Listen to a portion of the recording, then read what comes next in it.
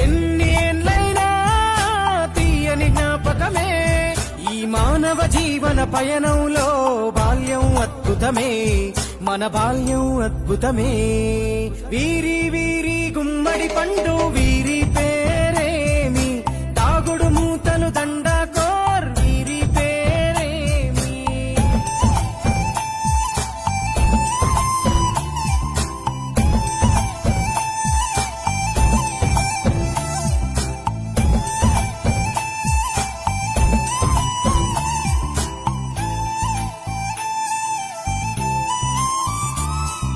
పంటలు పంచి దొంగను ఎంచి రేసాటాడితి మందరమే రేగడి మట్టిని ముద్దగా చేసి బొమ్మరిల్లే కట్టితిమే